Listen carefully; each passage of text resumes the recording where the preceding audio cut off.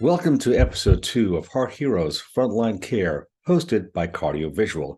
In today's episode, we will explore the concept of atypical chest pain presentation leading up to a heart attack in an athletic patient. The classic symptoms of how heart attacks present are crushing chest pain, sometimes with radiation of pain to the jaws, arms, back, profuse sweating, and sometimes with shortness of breath. But atypical presentations are unfortunately less well understood and recognized by patients to a lesser degree. The danger is obviously a delay in definitive treatment and poor outcomes. Today, we'll meet a patient, Brian Simpson, a healthy 48-year-old male, an avid athlete with no significant cardiac risk factors, who experienced some rather unusual symptoms when he had his first heart attack. In analyzing the 12-lead ECG, the most obvious ECG changes are in the inferior leads. There are ST segment elevations in leads 2, 3, and AVF, along with reciprocal ST depression in leads 1 and AVR. And looking at the posterior leads, there are elevations in leads V8 and V9, and this pattern is highly suspicious for an inferior and posterior wall myocardial infarction. Now let's meet the patient and hear his story. Hello, Brian, and welcome to this episode of Heart Heroes Frontline Care for Heart Emergencies. Really appreciate you taking the time to come to this program with us. Now, Brian, we've talked about this before, and heart attacks present with typically classic symptoms that people know of, like crushing chest pain, sweaty spells, pain going down the arm sometimes. And you had a very different experience with your heart attack event. So do me a favor and take us through it from the start at the hockey rink. Yeah, I'd be happy to. So, it was a cold January morning up here in Canada, heading to my weekly Sunday morning hockey game with, a team I've been playing with for a lot of time. And, the game, started off, everything was normal. Big hockey player myself my whole life. And, about maybe a third of the way through the game, I was fighting for the puck and just kind of got stopped in my tracks. And what I noticed in that moment was I had this gold orb, about maybe like 8-10 inches above my right eye, and I had this really weird bodily sensation. It wasn't anything, I kind of likened it to like a little bit of nausea, a little bit of lightheadedness, just a really weird, strange feeling in my body. And I immediately took note of that. I'd never experienced anything like that.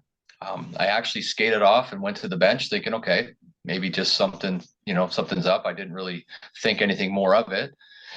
As I sat on the bench and it kind of went away, it was, so I was thinking maybe that was just it. Who knows? But for a moment, I literally said to myself, I wonder if this is what a heart attack's like. Mm-hmm. And I was super fit. I'm an avid cyclist. I mean, typically on my team, I could play the whole game. I'm one of those guys. I was the fittest guy on the team. And so I wasn't really thinking heart attack at all. I went back out again for another shift. And again, I was fighting for the puck behind the net. I remember it very vividly.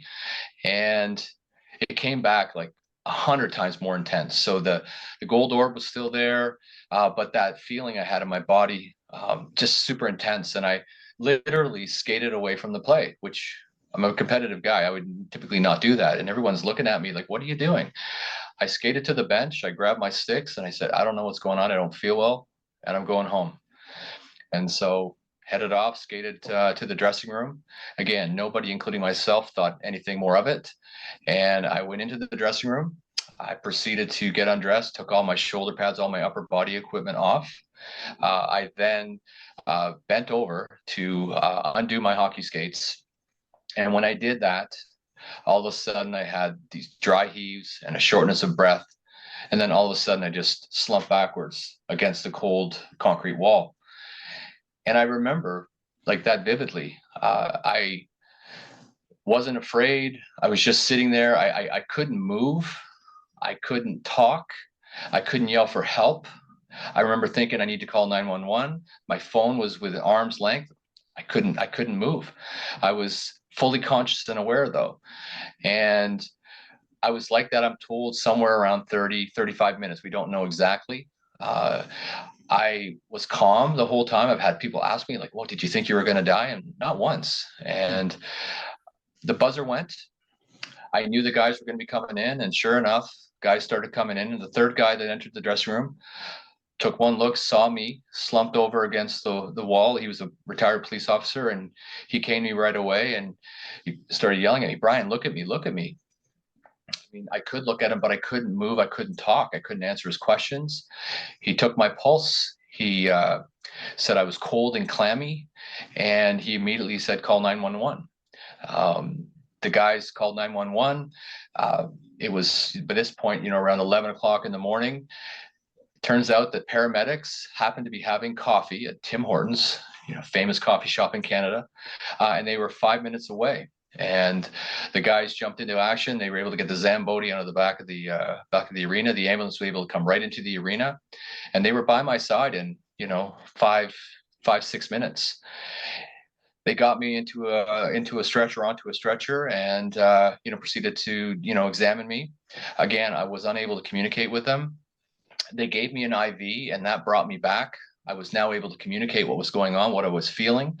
And meanwhile, they're running tests on me. They connect me to an EKG. And having worked in healthcare, I know, what they were doing. And Len, the paramedic who was attending to me, said, look, you're having heart troubles. You're not having a heart attack, but we got to get you to the closest hospital. So they rolled me out on the stretcher into the back of the ambulance, and we headed to the closest hospital, which is about 20 minutes away. And now you're in the ambulance, right? Let me just kind of break it up. So what you were saying is you were on the ice and you had this orb, not once, but twice. No chest pain. Am I correct? No chest pain. Skated off the ice, still no chest pain.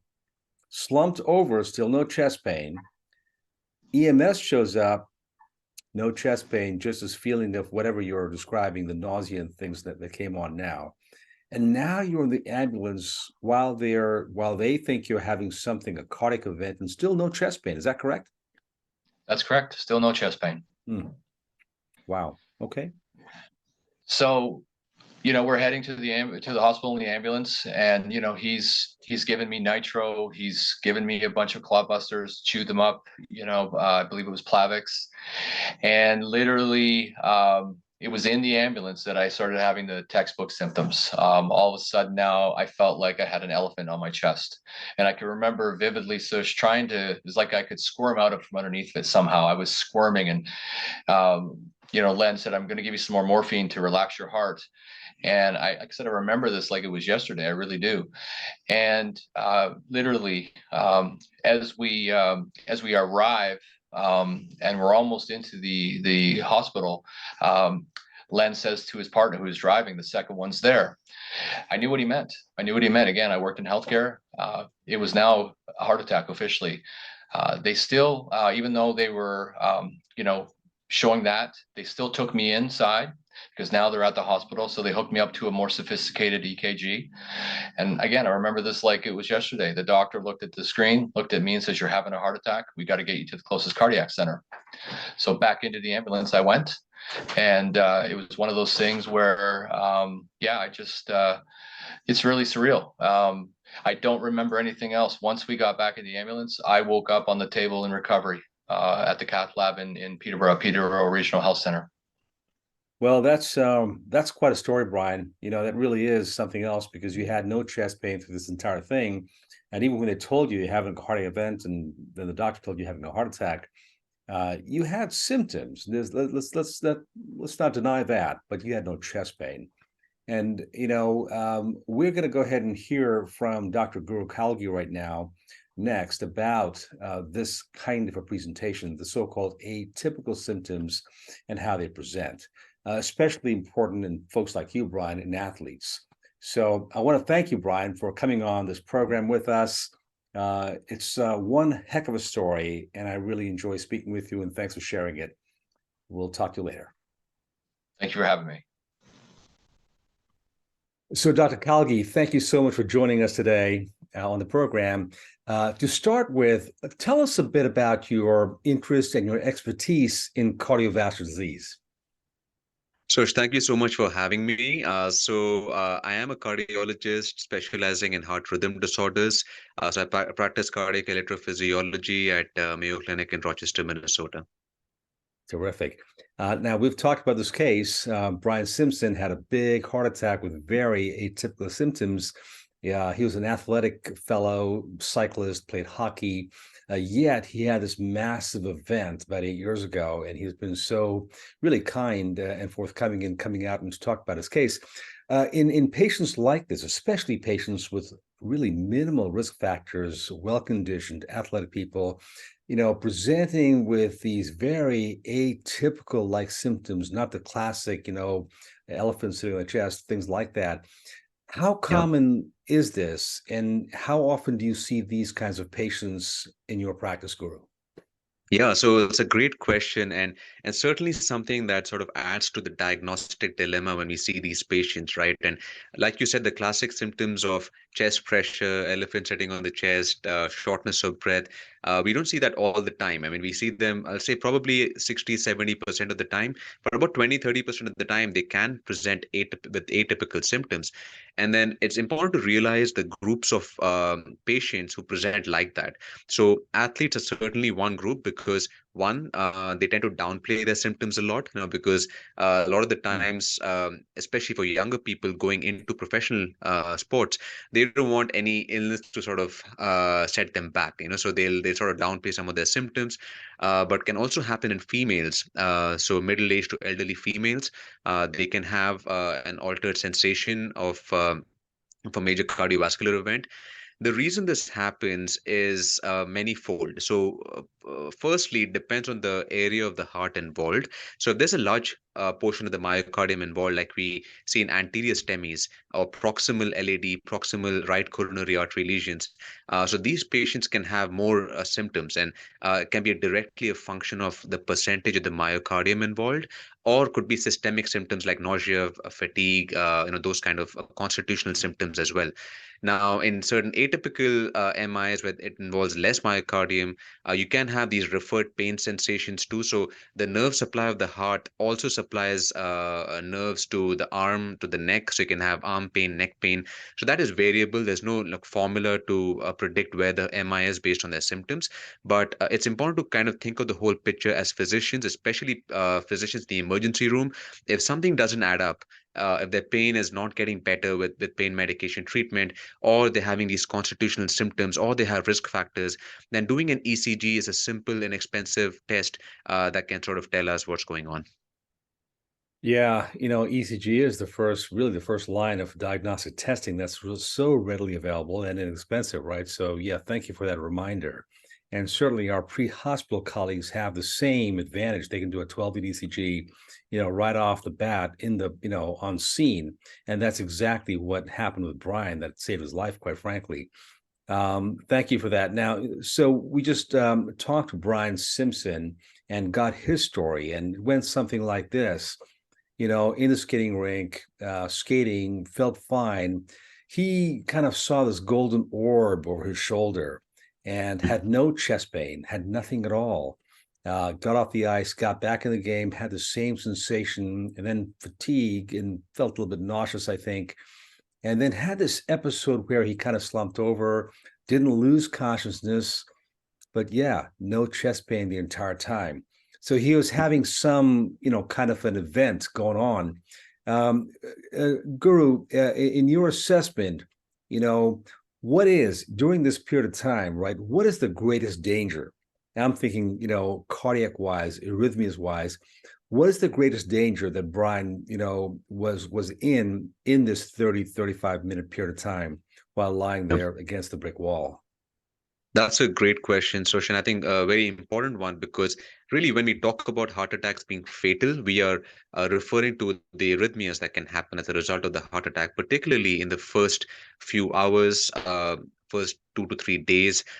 This time frame, we worry both about tachyarrhythmias or fast arrhythmias and bradyarrhythmias or slow arrhythmias.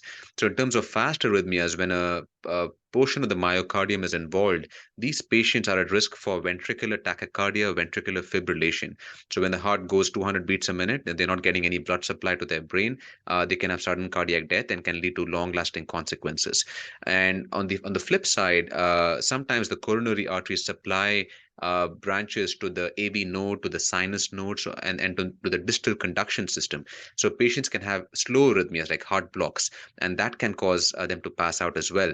And oftentimes, when they pass out, it's too late to tell what was the preceding event, but we can get a sense based on an ECG if they're slow with complete heart block versus if they're having ST elevation, a lot of PVCs, you think more tachyarrhythmias. If they're having slow rhythm, you think more of bradyarrhythmias. But both of those can be life-threatening and need to be addressed immediately. Right. Yeah. Thank you. So both fast is bad and slow is bad. I think historically, looking back at my ER practice, slow rhythms always scared me more because you can't slow them down any further, right?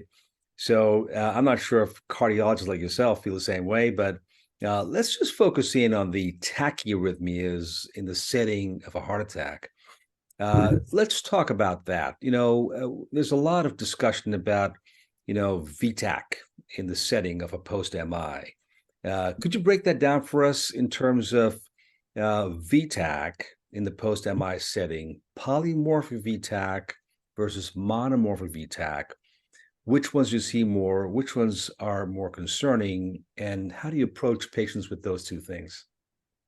Yeah, again, another great question. So I see both of them, and then both are seen in slightly different scenarios. So polymorphic VT or ventricular fibrillation, I'll sort of club them together. Mm-hmm. So these are more seen in active ischemia. So if someone's having a STEMI and they have a part of the heart not getting enough oxygen, so they can have these polymorphic VTAC episodes. The other scenario would be metabolic abnormalities. So electrolyte abnormalities, low potassium, low magnesium. These patients can have polymorphic VT. That is the reason when people have tossards, oftentimes we say give magnesium, because you want to prevent low magnesium causing some of these episodes. On the flip side, monomorphic VT is often always associated with underlying ventricular scar. So these are patients that have had scar tissue from something else, most commonly ischemic cardiomyopathy. So meaning they had a heart attack in the past, they have an area of the heart that has scar tissue. They don't necessarily have to have an active heart attack, but a prior scar tissue can lead to a monomorphic VT. So they managed differently because in polymorphic VT, there will be a reversible cause that you should try and identify and eliminate in the acute setting. Could be ischemia, could be electrolyte abnormalities, could be an offending drug or something like that. In monomorphic VT, you can try to give them drugs to break the rhythm then, but eventually they may need procedures such as catheter ablation to target that scar tissue and to homogenize it to make it less likely to have a VT in the future. Yeah, that's great advice. We see this all the time, all day long in the ER, and it's just great. It's great to have some sort of an idea of where we're going with these patients because they come in with these two different rhythms, right? So thank you so much for that. And finally, I want to ask a question. There's a lot of literature out there talking about the use of antiarrhythmics, and in the pre-hospital world versus the hospital world, the use of amiodarone versus lidocaine, it's up and down, back and forth. The pendulum keeps swinging. Yeah. What is your opinion on this? Yeah, so no, I have certain scenarios like where I'll use one over the other, but I'll maybe summarize for the listeners a little history of how this happened. So I think in the late 90s, early 2000s, we had some trials published in NEJM that said amiodarone is definitely better than lidocaine for cardiac arrest. And over the years, we've realized that it's hard to say that one drug is the clear winner, because we had some meta-analyses in 2016, 2017, more recent retrospective trials with like over 10,000 patients studied, published in Chest in 2023, that show that lidocaine may have a slight edge. But in summary, based on the pharmacodynamic profile of these two drugs, lidocaine preferentially acts on ischemic myocardium better than amiodarone. So someone has a post-MI VT or VF, that's the scenario in which I like to use lidocaine. Otherwise, I feel they're quite comparable, and amiodarone is readily available at most centers, and that can be given as a first drug. But if you have to use a second drug, that's kind of where I use lidocaine in our monomorphic VT population. In the polymorphic VT, secondary to ischemia or active ischemia causing arrhythmias, I tend to go to lidocaine first, but that's just my practice. Yeah, seems like there are doctors who belong in each camp, right? Lidocaine doctors and amio doctors, and certainly is an interesting thing to talk about, I think. So that's I'll say great. one more. That it's Mhm. hard to differentiate the two without doing like a randomized control trial prospectively, comparing the two. It's a patient population where it is extremely challenging, dare I say, impossible to conduct a trial of that sorts. So a lot of the data would be based on your personal experiences and what you've seen in retrospective studies. So that's kind of what I'm basing my practice on. Yeah, great point there, Guru. Thank you so much. So look at terrific insight of this case. This is a great case to really dissect out and talk about these points that you have brought up. I really want to thank you for joining us today for this program. We'll talk to you soon now, Guru, okay? Too much for having me. Thanks to both Brian Simpson and Dr. Guru Kowlgi for this insightful session. Let's keep in mind the following. One, not all heart attacks present with classic symptoms. As Dr. Kowlgi said, in up to a third of all cases, patients can present atypically without having any chest pain. Two, about 40% of all patients with coronary artery disease present with a heart attack or sudden cardiac death as their very first symptom. And three, a third of all patients in cardiac arrest don't make it to the hospital. So early recognition of a heart attack and their symptoms and getting to the hospital by calling EMS is not only important, it can be life-saving. And with that, I want to thank you for listening, and thanks to CardioVisual for hosting today's discussion.